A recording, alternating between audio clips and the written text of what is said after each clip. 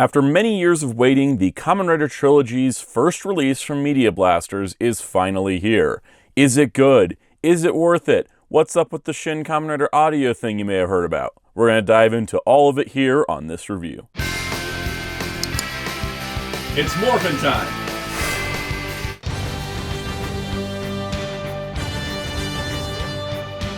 Hello, this is Soundout here, and we're taking a look at the Kamen Rider Trilogy Elite Collection 3-pack from Media Blasters. This is a Blu-ray release of Shin Kamen Rider Prologue, Kamen Rider ZO, and Kamen Rider J, as well as Kamen Rider World. This edition specifically, the one with the slipcase and the booklet, is exclusive to Media Blasters store. It is sold out. There was only 1,000 copies printed. I got 172. There will be a standard edition of this Blu-ray, which may have a different cover. We don't know exactly yet. That will be the same exact disc, but the physical bonuses won't be included. So if you're looking for the physical bonuses, that's what this version of the set is for. So because of that, we're going to dive into, the disc itself. Since they said the disc is going to be the same as the regular retail release, it's good to review that and kind of take a look at what was available if you didn't get one of those 1,000 copies. If you enjoy Blu-ray reviews and tokusatsu, be sure to subscribe and hit the notification bell if you haven't already. And please like this video so that way it can get out to more people. Let's get on to looking at this set. So first things first, I love the cover art. For the slipcover, we've got straight ahead profiles of Kamen Rider Shin, Kamen Rider ZO, and Kamen Rider J. For context, these three movies were released in the 90s while Kamen Rider was on a hiatus from TV broadcast. Shin Kamen Rider Prologue was a V-Cinema, which means it was a direct-to-video film, whereas ZO and J were released theatrically as part of Toei's hero fairs or anime festivals, depending on which terminology is used, where they would air alongside two other movies tying into current Toei shows. And so because of that, they're actually a little bit shorter of them. And there's some cool bonus content. From the spine side, we can see the Kamen Rider Trilogy, as well as the Media Blasters product number 2409. I think the packaging overall looks really good. On the back, you can see kind of a breakdown description of each thing that's included. Shin Kamen Rider Prologue, Kamen Rider ZO, as well as Kamen Rider J. And then you also have Kamen Rider World. Now, Kamen Rider World is a crossover between ZO and J, and we'll talk about that in a little bit. But you can see that this comes with a booklet, as well as some extra features, and this cool gold sticker to tell you what number you have, in this case, 172. So pretty nice. Looking at the inner case, the back is pretty much the same as well, and then the front version, it does say Elite Collection. I imagine the standard release is just going to be the Kamen Rider Trilogy without the Elite Collection label. And then on the inside, we got a nice shot of the disc. Once again, it says Elite Collection. Maybe they'll keep that for the wide release. And then here is the booklet. This is a primer booklet on the Kamen Rider franchise, not just these three movies. It's by Kevin Derendorf, Matt Burkett, and Mike Dent, who also do commentary tracks for the films on the Blu-ray. And so this is kind of like a primer of like, what is Kamen Rider, and how did it come to be, and who's the people that were involved in making it, and what is the inspiration. It's pretty in-depth. It's pretty cool. Some copyright credits for the three movies with their original Japanese logos as well. I think this is pretty great. I think if you're trying to sell somebody on Kamen Rider, if you're a fan of Japanese anime, manga, or video games, odds are you consume some quantity of Kamen Rider, even if you didn't realize it. That's a pretty great tagline. And it talks about things like Sailor Moon's transformation pose, Great Saiyaman, or Power Rangers posing dramatically in front of explosions, Evangelion using over-the-top kicks. There's a lot of things. It kind of goes into like, where did all this stuff come from in Japan, and so it kind of goes into a lot of history. So for some reason, it's the first time you picked up a Kamen Rider release, maybe you're just a huge Media Blasters fan, this booklet's going to be pretty helpful. So this is, I think, a pretty solid presentation. The case design, it's kind of interesting because it's got like, it's square on this side and round on this edge. It's similarly just like a thick Blu-ray case like some of the previous Media Blasters Blu-rays. So it's pretty nice overall. Of course, we do need to talk about the disc contents, and within talking about the disc contents, we want to talk about the individual movies. How's the video quality? How's the audio quality? The subtitle quality? What are the bonus features like? But instead of talking about it here, let's look at the disc itself and talk about each film and everything included. All right, so here's the main menu of the disc. We can see we've got the three silhouettes here, Shin, ZO, and J. They're head portraits. The Kamen Rider Elite Collection banner on the side. We have Shin Kamen Rider Prologue, Kamen Rider ZO, and Kamen Rider J, as well as subtitles on and off and extras. Plus, each movie has a commentary track. And the music playing on the menu is the Kamen Rider J ending theme. This is how we're going to do this release. Because it's three separate movies, let's talk about the movies independently, because each of them has a little bit of different thing to talk about. So first things first, let's start with Shin Kamen Rider Prologue. So of course you get the movie, and then you get commentary by Matt Burkett and Kevin Derendorf. I will admit I didn't have a chance to listen to the commentary yet, but I've heard it's pretty solid. Let's take a look at the scene selection. So Shin Kamen Rider Prologue runs about 90 minutes, so it's the longest movie in the set. I love the side profile for this menu. 8 chapter markers. Now, the first question that comes up always with these releases is, how are the subtitles? So off the bat, you can see the subtitle here saying Masked Rider 20th Anniversary Movie, because this was the 20th anniversary of Kamen Rider when they did this movie. Now, the thing is that a lot of people talk about, well, why'd they use Masked instead of Kamen? Because Kamen Rider is more like, you know, the official name we go with. Even though Kamen translates almost directly to Masked, Masked Rider is not a wrong translation. In fact, Toei typically uses Masked Rider to refer to any series prior to Kamen Rider Decade. But the fandom generally uses Kamen Rider, and everything else in the set uses Kamen Rider.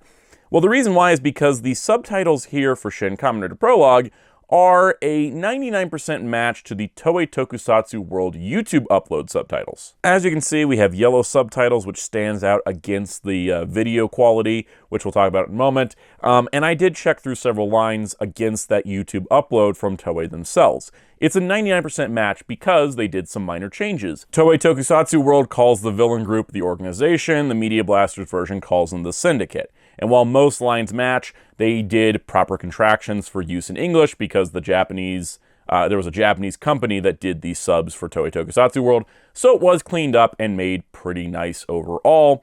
It is mostly the same as the Toei Tokusatsu World translation-wise, but grammar-wise, it was cleaned up for this release. Also, another reason I picked this shot, that is Kamen Rider creator Shotaro Ishinomori making a cool cameo in this movie. So Shin Kamen Rider Prologue is a darker film, and because of the nature of the dark film, there's a lot of shots at night. Plus, this film was released on VHS tape, so it's kind of not the best visually, but that's not Media Blaster's fault. That's, in fact, Toei's fault. In fact, even more than that, Toei gave Media Blasters an SD video source for this release, and they had to seek out their own copy of an HD Blu-ray rip from the Japanese Blu-ray to get an HD source for this release. So I appreciate their extra work there. But visually, the movie looks a little crunchy because of how much dark shadow there is and the nature of how the film was actually produced itself. Of note as well, this is a very dark film with horrific imagery. Not just the mutant baby we're looking at here, but also a lot of violence, even some more sexual content, more than your average Kamen Rider production, so this is skewing a little bit older in its demographic. And I wanted to kind of mention that because ZO and J are the other two movies in the set. They're not as adult as this movie is. This one was definitely aimed at adult audiences. It also was called Shin Kamen Rider Prologue because they intended to make a TV series off of this, so it leaves it a little bit open-ended. Now, because I don't want Toei taking my channel down, this next segment's just going to be a lot of hand-waving and talking. There is an audio desync issue with Shin Kamen Rider Prologue, and Media Blasters has already addressed this. So the thing was, I heard there was an audio desync, and I went and investigated it myself, and I found that as someone who does editing on video a lot, like I spend hours and hours a week editing video, of course, that's how I run this channel, I know the precise things of frame differences. And so when I watched it, I could see it immediately. I showed clips to my parents, to friends, and they didn't notice it until I pointed it out. So for most people, this audio sync was not going to be super noticeable, but for hardcore fans and hardcore video and audio files, this is kind of the thing that you're going to notice.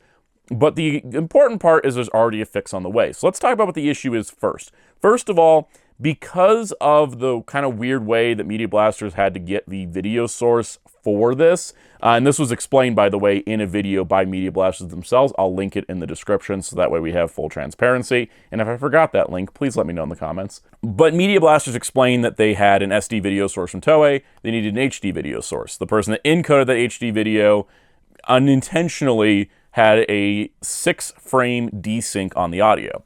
And at first, they thought it might have been a TV issue when people first start reporting it, but once they got a new rip of the Japanese Blu-ray from another party involved, they realized, okay, there is a 6-frame desync on our release. So they paused shipping of these collections after the first 300. They only sent 300 out.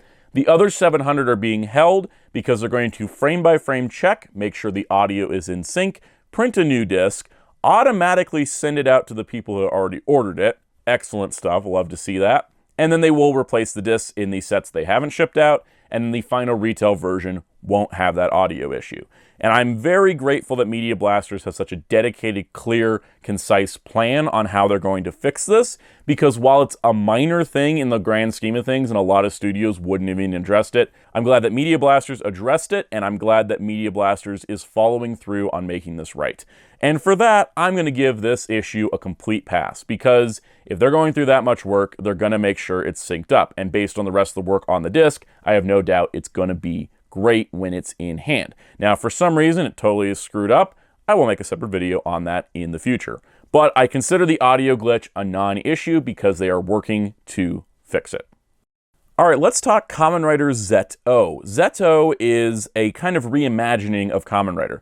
Shin Kamen Rider Prologue was trying to do that, going for a darker, more mature, like bio-organic kind of version of Kamen Rider, whereas ZO has more of the traditional features. He's got a motorcycle, he does punches and kicks, he looks cool and green. It's a really awesome movie, and one of the early works of Keita Amamiya, who had already been working on Kamen Rider but now got to have a directorial spot. So Kamen Rider ZO is presented beautifully. This is so fantastic. In fact, visually speaking, I think this is an upgrade from the Japanese Blu-ray. Here's a quick comparison from someone who has both the Japanese and the Media Blasters Blu-rays and compared the way they look. I think the colors look much better on the Media Blasters release than the Japanese version. And I say this as somebody that's watched this movie a dozen or more times since I first saw it. I think this is the best it's ever looked, and I don't mean that with any hyperbole. It looks stellar.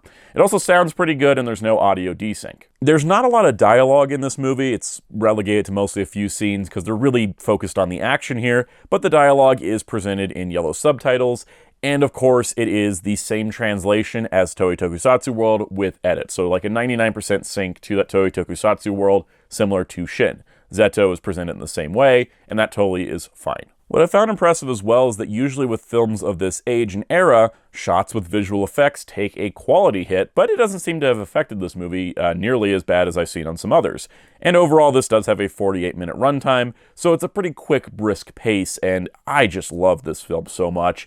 It really gets the essence of Kamen Rider in less than an hour, and it's just such a solid piece of beautiful, crafted art between the monster design, the production work, the music. Everything here is super solid. If you want to look at an introduction to Kamen Rider, you can't go better than ZO. Also, ZO does feature a commentary track by Mike Dent and Matt Burkett to give some insight into the production of the film. So talking about Kamen Rider J, this was done as a follow-up to ZO, because ZO was popular, so they made a sequel, and J takes a bit of a different approach. It kind of works like how you have Kamen Rider 1 and Kamen Rider 2, very similar looking riders that have a similar mission. ZO and J have a similar thing. J has a lot more environmental themes and has the unique feature of J being a giant-sized Kamen Rider as one of his transformation forms. They follow a similar formula, and I think that J is not as good as ZO, but it's still a really solid movie. Overall video presentation, audio presentation, just like ZO, really, really solid. I think it even looks better than the Japanese Blu-ray, and subtitles, once again, are an edited track from the Toei Tokusatsu World release. This is also one of the darkest shots in the film, only really illuminated by the background lighting and the foreground lighting of that beam saber. So it looks really stellar. It looks solid even in darker lighting, even in visual effects shots. It just is a good presentation of this film. Heck, even the visual effects composite shots in this movie that have always looked a little dicey look pretty solid here. This is a good transfer. Plus, J features a commentary track by Kevin Derendorf as well as Mike Dent. And that is pretty cool that we got commentaries on all three movies.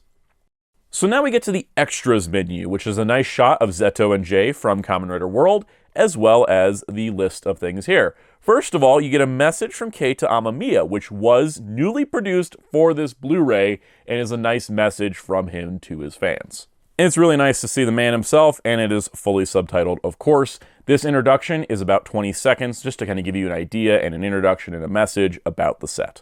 Next up, we have an intro video for Kamen Rider World to basically explain what Kamen Rider World was. The short version is, it was shown across theme parks in Japan alongside Super Sentai World and Toei Hero Daishugo. Those three specials together were shown in 3D at different theme parks and different events across Japan. So because of that, Kamen Rider World exists in a weird space because it is the only crossover between ZO and J that works as a standalone piece, considering they are supposed to be like a new version of the Double Riders, and so it is unique, and I'm glad that it was included in this set. Kamen Rider World itself is a short film that runs about 9 minutes. It's not very long, but this is a new transfer according to Media Blasters. They did not have an existing HD source to use, and it looks fantastic. It looks even better than some of the movies. It's actually pretty impressive how good this looks. On top of that, brand new subtitles as well, because this is the first time this has been officially released in English. And those subtitles are pretty good for the little bit of dialogue that is in here. It's mostly a big fight piece, but it's really cool seeing ZO and J work together. What's also kind of fun, and here's a bit of neat trivia, the film reuses clips from the Kamen Rider Black RX 3D film run all along the world, which had this incredible team up between Black and Black RX, and this is the same guy 4 times. But the thing about this is interesting is that we did not get the Black RX movie with the Discotek Black RX release for whatever licensing reason. So it's kind of fun because now we have at least a glimpse at this in an official English release. And hopefully it's not the last time we see it, and maybe Discotek can release this movie down the line. But it's just kind of funny that we did get at least footage from this Black RX movie inside of Kamen Rider World. And yeah, I'm just really happy this is included, because these are the little things that sometimes slip through the cracks or aren't available to be licensed, and I'm happy that Media Blasters was able to include Kamen Rider World to kind of really complete this set. This entire era of Kamen Rider is in one package, and that is pretty amazing. Then we get one of my favorite features, probably my favorite feature if we're not counting Kamen Rider World as a bonus feature, Amamiya and the Grasshopper. This is a 19-minute interview with Keita Amamiya about his work on ZO, J, and Kamen Rider in general. This was newly filmed for this Blu-ray, and it's so great to have something like this. It's very cool. It's not ported from an existing release. It's something Media Blasters put together themselves, and I'm super grateful they did. There also is an HD image gallery, though it's not a selectable directory, as in you push the next button, go to the next image. It is a running video clip where it kind of shows an image, then it pans, it shows another image, then it cuts to another one, does a little like zoom in, zoom out thing. You can pause it, and you can pause it and look at it, but you don't have the ability to just jump directories. If you hit the next chapter button, though, it will jump between movies. So it means chapter 2 is ZO, chapter 3 will be J, and then chapter 4 will be Kamen Rider World. So you do have the ability to jump around the gallery, but it plays mostly as a 4-minute video. But there's some really cool images in here, like this, which looks like it's off of the film strip with the Kodak labeling and everything from when they shot Kamen Rider World. So really cool bonuses nonetheless. So we have 3 full Kamen Rider movies, a short film crossover, commentary tracks for all 3 movies, a new interview with the director of 2 of them, couple introductions, some history stuff, the gallery of images. This is one stacked disc with more than what we're used to with Kamen Rider. Only Discotek really has been able to put bonus features on their sets, and I think that Media Blasters, it took them a long time to put this together, but it was absolutely worth the wait. I am super impressed with how this collection turned out. I don't really have any major complaints. Once that audio glitch is fixed on Shin Kamen Rider Prologue, this set is 100% a win for me. So overall, I think it's quite a solid release, but let's take a look at how it looks on a shelf. So like I said, you've got the Kamen Rider Trilogy on the side. Here is some other Media Blasters releases, just for context. You can see there's Hokkaider. We've got Zeiram. Yes, these are specifically Tokusatsu films, and Zeiram 2. You can kind of see that Media Blasters doesn't really have like a standard format to their Blu-ray design, but overall you can kind of get the idea. So here's all of the Tokusatsu films that Media Blasters has put out that I've picked up. It's interesting because the Zeiram 2 was like one of the first Blu-rays they were doing, and so it still has the Tokyo Shock branding as opposed to the Media Blasters. But you can see they've put out quite a bit of stuff. The thing I find interesting about the way that Media Blasters license things, and why I think it was really appropriate they got these 3 movies, is they tend to get frequent tokusatsu directors in their own original works. So, for example, Takashi Miike, who is known for so many things, but he has done episodes of Ultraman Max, for example, but his Zebraman films are kind of like more original tokusatsu. They are based on something, but it's less outside of the main franchises. I don't have words for this. It's just they released the Devilman live action, which is shot and directed like a Toei tokusatsu film, because Toei did it that way, and that's why it's here. But Zeiram is kind of the example I wanted to bring up, because both Zeiram films were directed by Keita Amamiya, who would later go on to be the creator of Garo, and these films being done by him kind of fits with Zeto and J being also done by Keita Amamiya. And then there's this other movie here, Hakaider, once again a production of Keita Amamiya, and this is a spin-off of the Kikaider series. And much like how Shin, Zeto, and J are these more darker takes on Kamen Rider, Hakaider was a darker take on the Kikaider concept, focusing on its main villain as opposed to its main hero. And so I feel like, with the way that Media Blaster's business has been going, they're trying to get all of the Keita Amamiya stuff that's not Garo out. It feels like it, and there's some other things that they haven't touched yet, like Mirai Ninja, that would be nice to see. But it's nice that we have kind of a nice, filmography for Keita Amamiya on Blu-ray, and specifically from the same company, because I think that they really do appreciate the works he's done. Now, on that, of course, we got to look at this in conjunction with the rest of the North American Kamen Rider Blu-rays, because I think it's important for context. Here is everything else. Pretend I have Geats. I still haven't bought the Geats set. The MSRP was so high, and I'm kind of just waiting to see if it'll go on sale for Black Friday. If it doesn't, I'm just buying it this month at some point. But Shout Factory has released Kamen Rider Geats. But your Kamen Rider Trilogy is going to fit between Black RX and Kuga, which actually means between Black and Kuga, we have a... let's just move these out of the way. This is a solid run right here. There's no gaps. This is Kamen Rider from 1987 to 2000, because there was no shows in the 90s. There was just these 3 movies and Worlds, so we've got a complete run there, minus Black and Black RX's movies. But main character-wise, we've got a complete run, which is pretty impressive. Of course, Black and Black RX are done by Discotech. Shout Factory is done Kuga, Ryuki 01, and Geats, and the Media Blasters is done Kamen Rider Trilogy. It's a little messy. The next Discotech release is Kamen Rider V3, which has started shipping for some people, so stay tuned. I might be getting mine soon. But there is our Kamen Rider releases so far.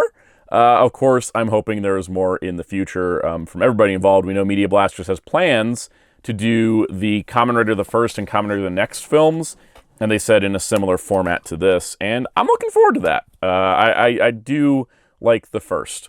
So with these, I think this is a pretty solid set. In terms of the viability of a, sort of special edition format, I guess we should talk about that. The release itself, being exclusive to the Media Blaster store with the slipcover, with the booklet, $70. That was a little much, but I understand the licensing cost for Kamen Rider is insane, even for lesser-known productions. So I kind of get the price from that. And I will say that with the audio issue, the fact they're going to be fixing it by sending out replacement copies directly to everyone that already got one, and then making sure that everybody that hasn't gotten theirs yet is going to get the new disc, and then also making sure that the full retail release doesn't have that problem, I think is great. I have no problem with that. Because of the way they're handling it, I'm good. I'm not going to be, complaining that there is that audio issue, because they're addressing it, and it's going to get fixed, and I have confidence they're going to follow through with this. But overall, I do think that if you are waiting, if that price point did scare you off, the disc itself is solid. Once that audio issue gets fixed, I don't have any problems with anything else on it. It's the best these movies are gonna look, because, like I mentioned, Shin is a little crunchy, but that's just the Japanese master at this point. I do really like the way that this set turned out. I'm happy to have these movies, especially Zeto, because it is my favorite Kamen Rider movie of all time, and I'm so happy it finally came to be. So now we're going to wait to see when First and the Next come out, after, of course, the replacement of this and the full retail version. But I'm glad Media Blasters finally got this out the door, and soon it'll be done in its proper form. And we'll, of course, cover all updates and things here on this channel.